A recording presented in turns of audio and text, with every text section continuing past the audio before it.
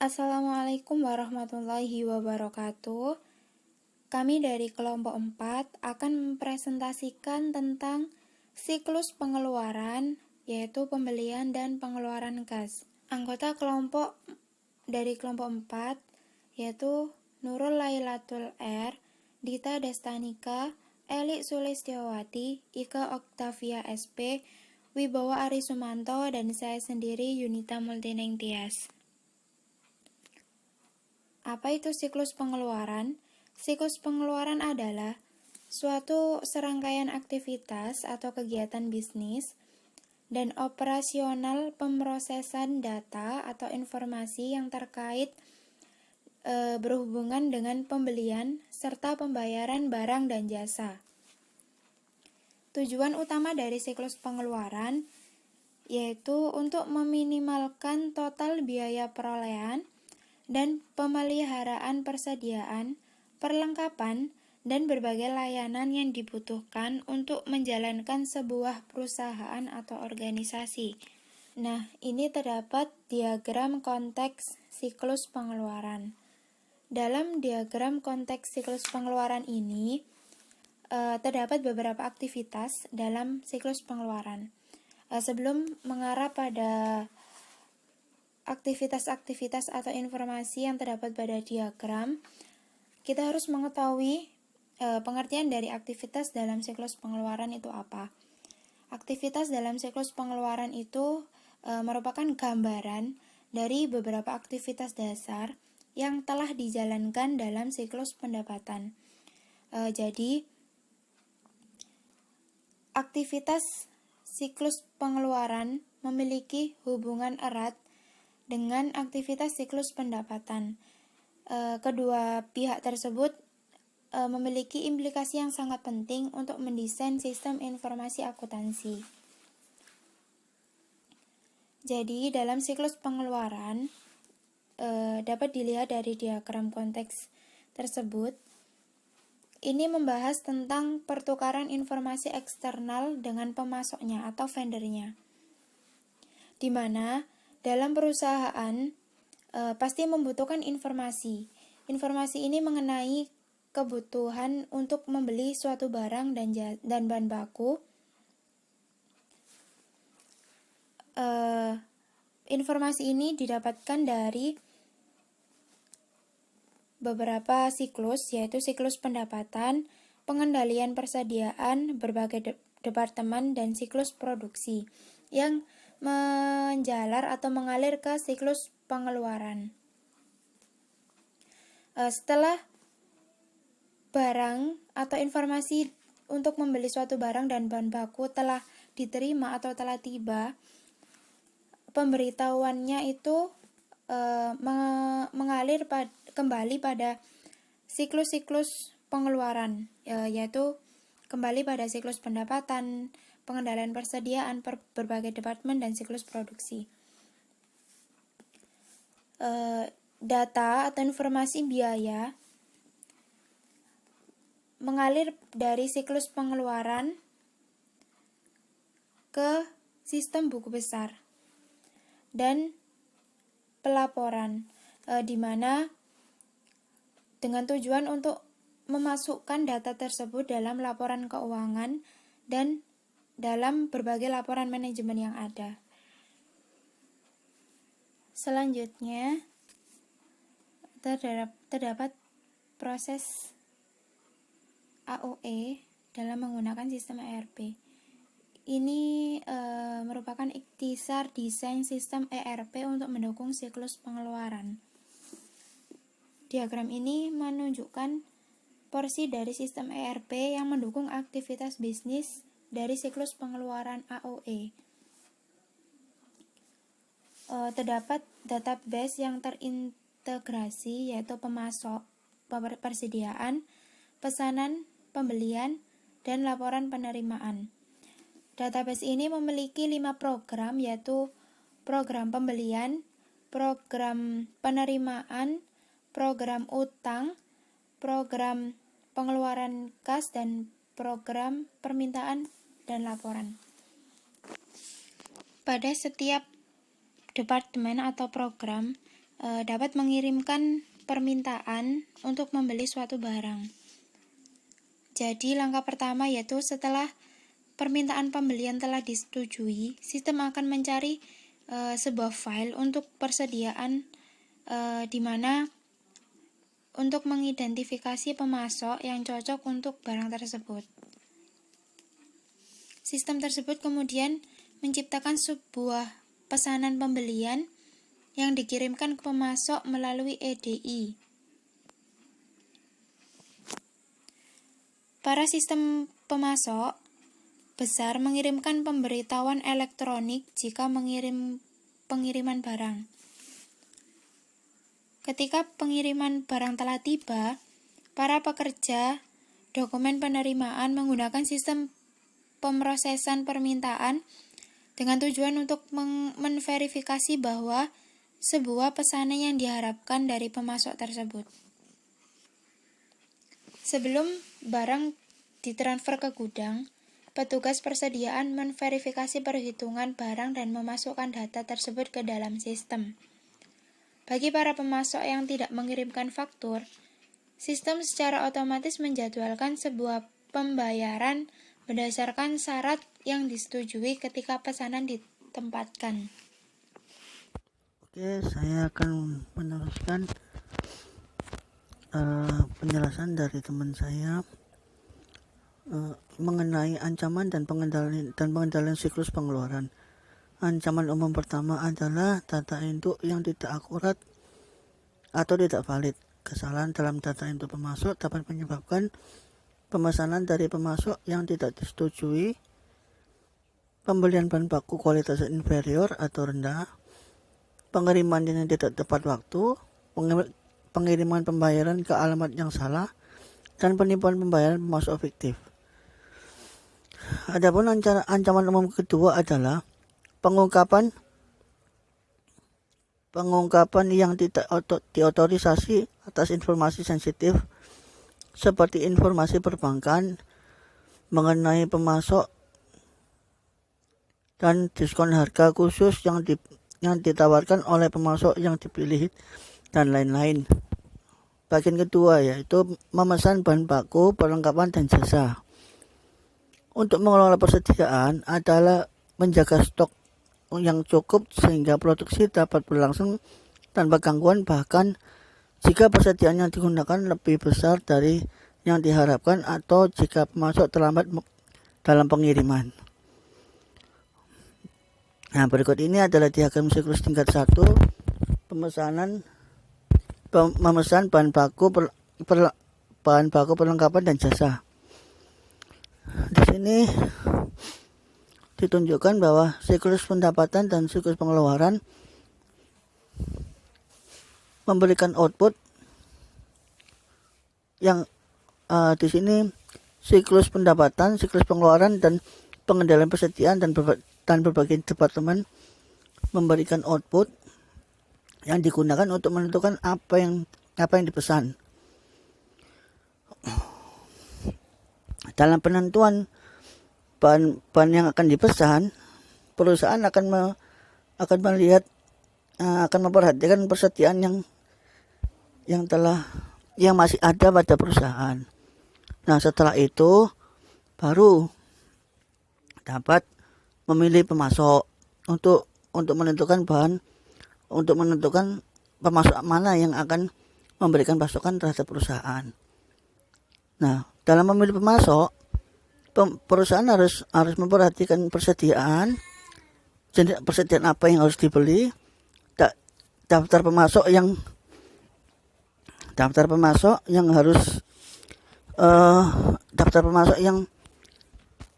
berkompeten dalam memberikan layanan terhadap perusahaan, dan juga pemesanan pembelian, sehingga akan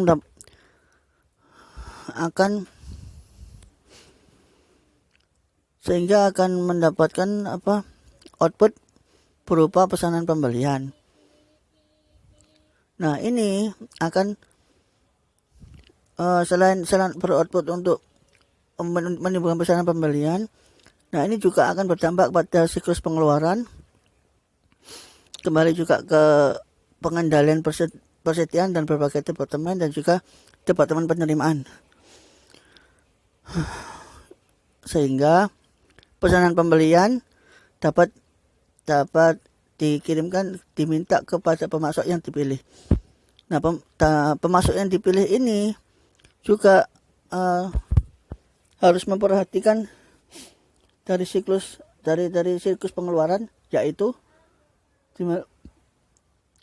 bahan apa yang kita butuhkan, bahan apa yang telah kita pakai yang dibutuhkan untuk produksi ke depan. Nah, untuk yang kedua adalah dari pengendalian persediaan dan berbagai departemen ini. Nah, ini untuk departemen ini outputnya yaitu berkas dokumen-dokumen untuk mengendalikan yang berdasar yang mengenai persediaan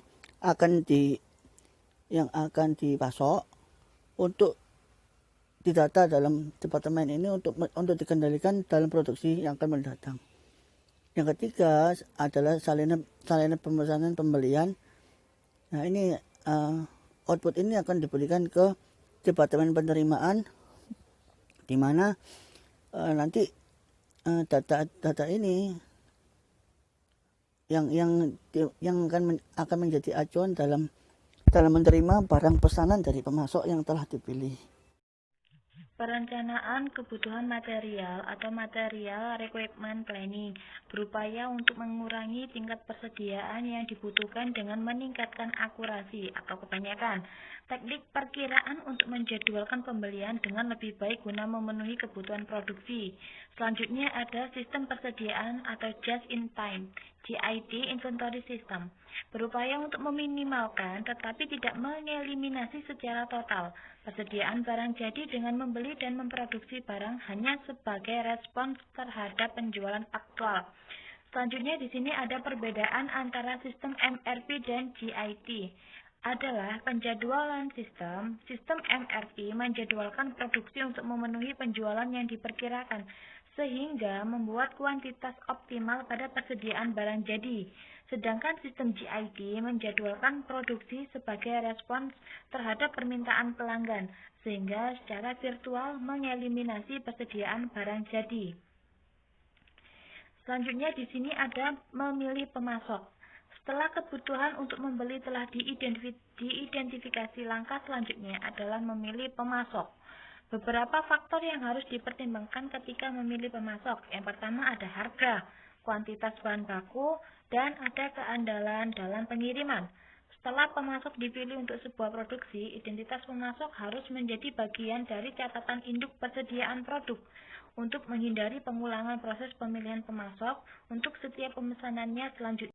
20 sebanyak 10 kotak rim, harganya per unit $33,99. Untuk barang yang kedua dengan nomor barang sekian, kuantitasnya 5 kotak, deskripsinya Mold 2600 continuous form sebanyak 20 lembar dengan harga per unit $31,99. Untuk yang barang ketiga dengan nomor barang sekian, kuantitasnya 20 kotak, deskripsinya kotak biji berisi 10 dengan harga per unit $6,49. Untuk barang yang keempat ada dengan nomor barang sekian, kuantitasnya 100, deskripsinya CD 700 MB, satu kotak dengan harga per unit $19,99. Sebagai contoh di sini ada contoh pesanan pembelian. Nah, dengan nama toko Alpha Omega Elektronik.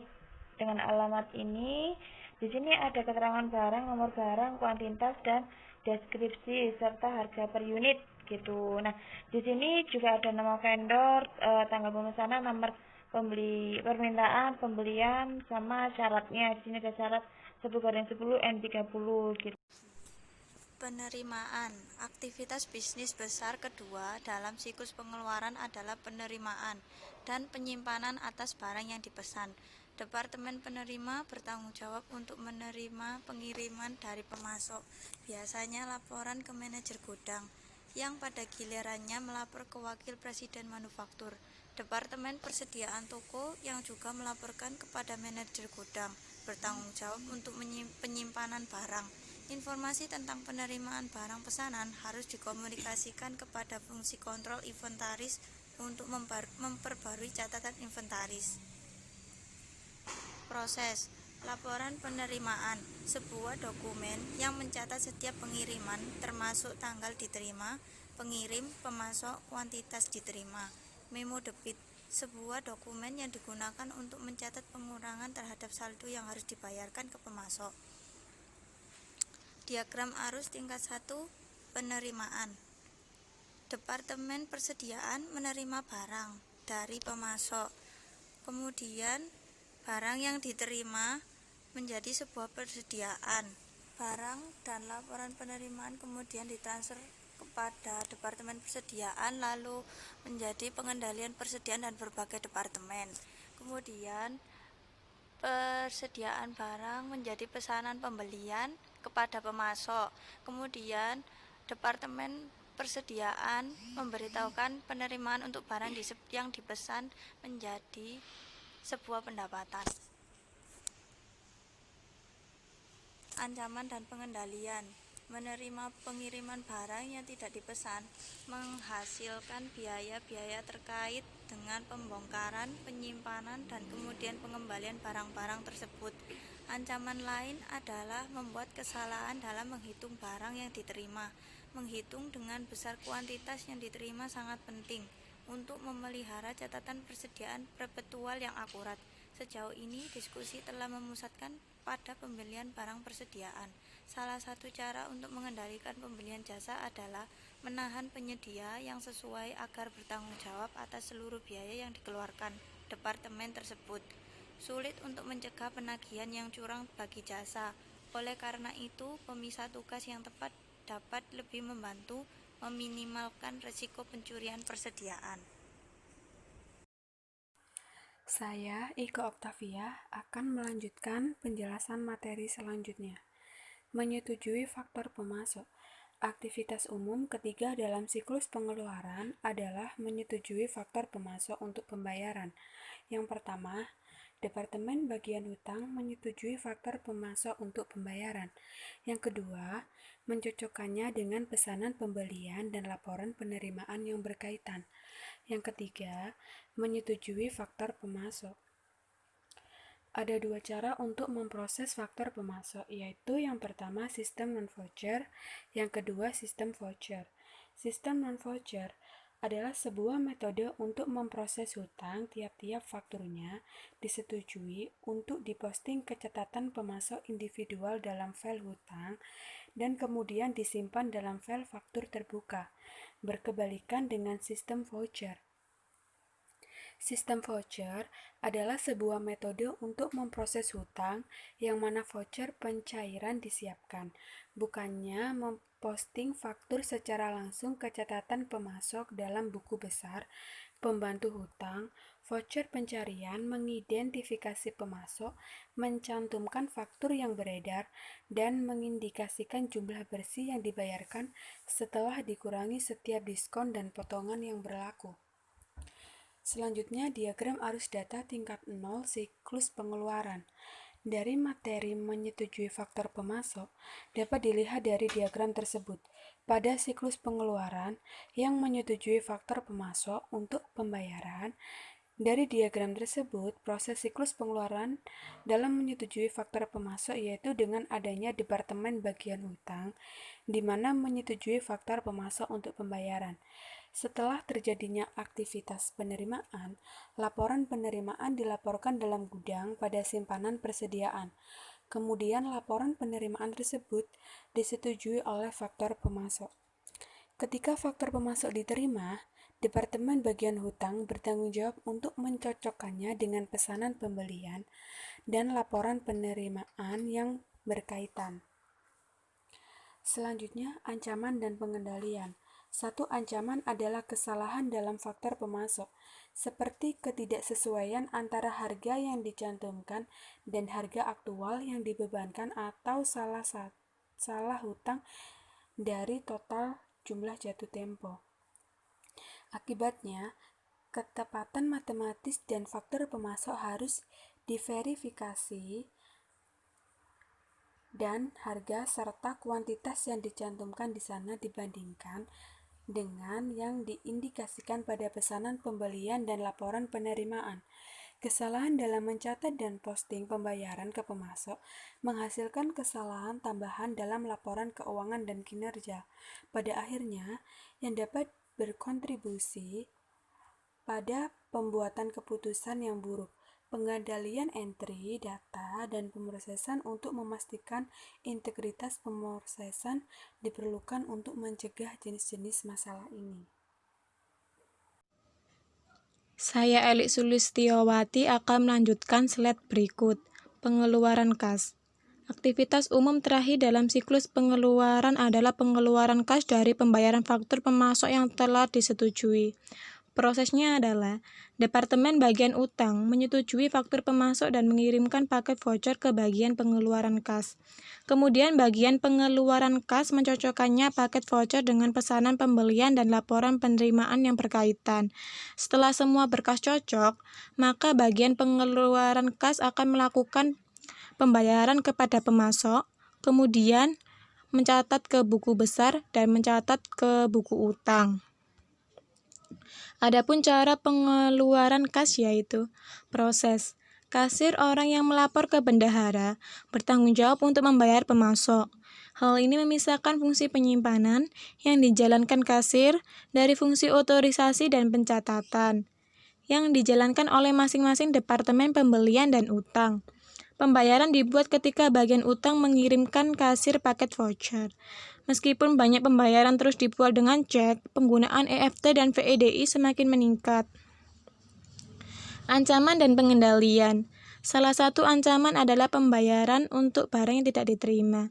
Pengendalian terbaik untuk mencegah ancaman ini adalah membandingkan kuantitas yang diindikasikan dalam faktur pemasok dari kuantitas yang masuk ke dalam persediaan. Banyak perusahaan membuat departemen pengendalian persediaan untuk memverifikasi kuantitas dalam laporan penerimaan. Kemungkinan ancaman serius adalah pencurian atau penyalahgunaan dana, dikarenakan kas adalah aset yang mudah dicuri. Akses ke kas, cek kosong, dan mesin penandatanganan cek harus dibatasi. Cek harus dinomori secara urut dan secara periodik dihitung oleh kasir. EFT baik itu sendiri maupun sebagian dari VEDI memerlukan prosedur pengendalian tambahan. Pengendalian akses yang ketat untuk seluruh transaksi EFT keluar sangat penting. Kata sandi dan ID pengguna harus digunakan secara spesifik untuk mengidentifikasi dan mengawasi setiap pegawai yang memiliki otoritas.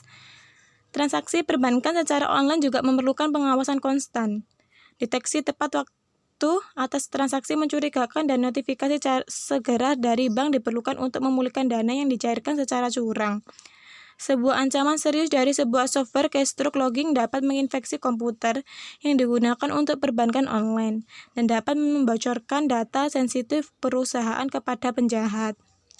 Sekian presentasi dari kelompok kami. Terima kasih. Wassalamualaikum warahmatullahi wabarakatuh.